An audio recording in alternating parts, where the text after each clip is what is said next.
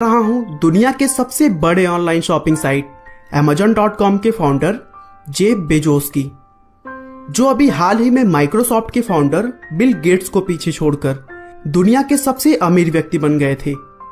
Amazon के शेयरों में आए बढ़त की वजह से बेजोस की वित्तीय और गैर वित्तीय संपत्ति का मूल्य करीब 90.5 अरब अमेरिकी डॉलर हो गया था, जबकि गेट्स के पास 90 अरब अमेरिकी डॉलर की संपत्ति है। हालांकि बेजोस कुछ ही देर बाद फिसलकर फिर से दूसरे नंबर पर आ गए, क्योंकि Amazon के शेयरों द्वारा बनाई गई बढ़त फिर से कम हो गई थी। बहरहाल जो भी हो, जेफ ने Amazon.com की स्थापना कर लोगों की खरीदारी का तरीका ही बदल दिया।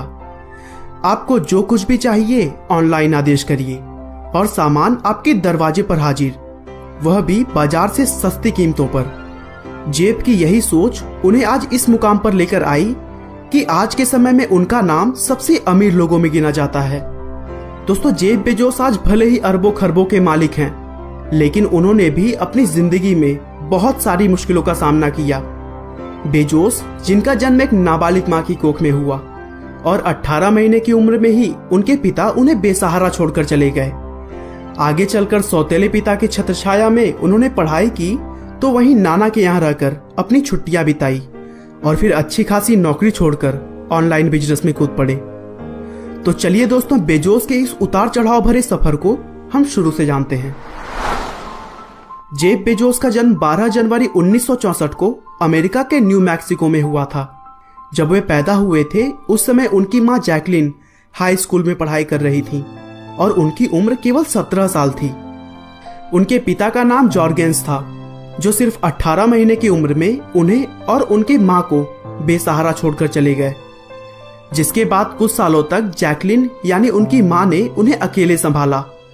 और फिर जब वे 4 साल के हो गए, तब उन्होंने मिगुएल बेजोस नाम के आदमी के साथ फिर से शादी कर ली, जिसके बाद जेफ अपना सरनेम बेजोस लिखने लगे।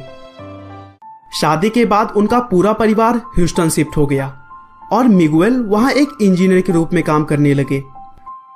दोस्तों, जेफ के अंदर शुरू से ही नए नए चीजों को जानने का शौक था।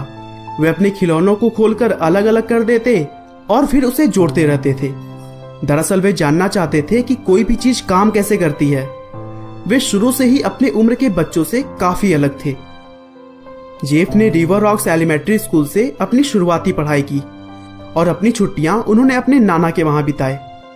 उन्होंने शुरू से ही अपने आप को टेक्नोलॉजी में प्रूव किया। बचपन में अपने भाई बहनों से अपने कमरे की सुरक्षा के लिए उन्होंने एक इलेक्ट्रिक अलार्म भी बनाया। आगे चलकर उनका परिवार फ्लोरिडा के मियामी शहर शिफ्ट हो गया, जहां जेफ ने पॉल्मेटो हाई स्कूल से अपनी पढ़ाई शुरू की। पॉल्मेटो में पढ़ाई करते समय उन्होंने यूनिवर्सिटी ऑफ फ्लोरिडा के साइंस ट्रेनिंग प्रोग्राम में पार्टिसिपेट भी किया, जहां उन्हें 1982 में सिल्वर नाइट अवार्ड से नवाजा गया।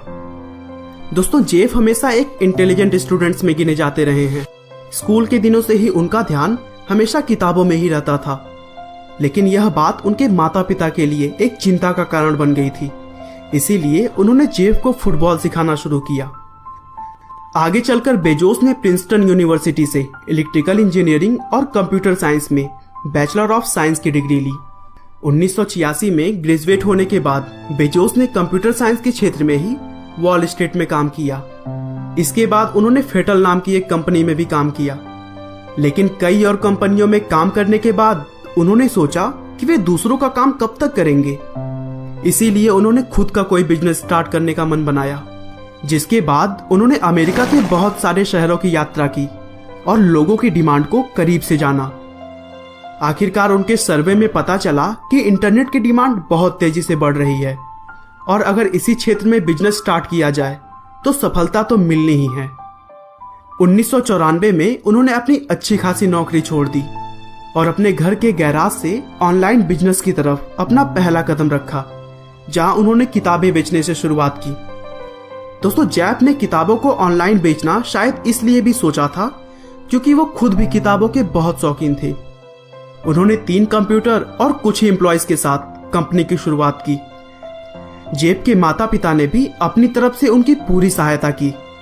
हालांकि उन्हें जेफ का बिजनेस मॉडल कुछ ज्यादा समझ नहीं आ रहा था, क्योंकि उस समय तक वे इंटरनेट के बारे में नहीं जानते थे।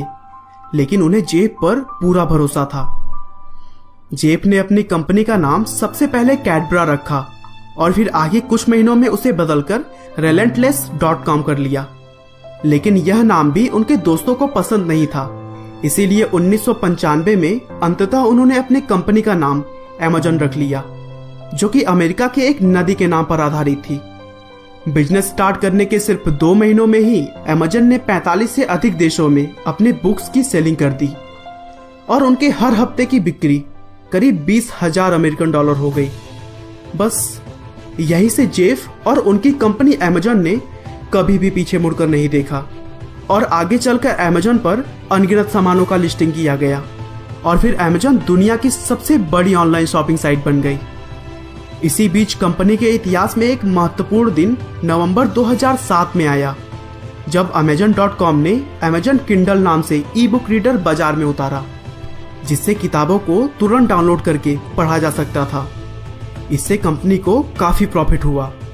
इस प्रोडक्ट से एक तो किंडल की बिक्री बढ़ी, दूसरी किंडल फॉर्मेट में पढ़े जाने वाली बुक्स की भी बिक्री बढ़ गई।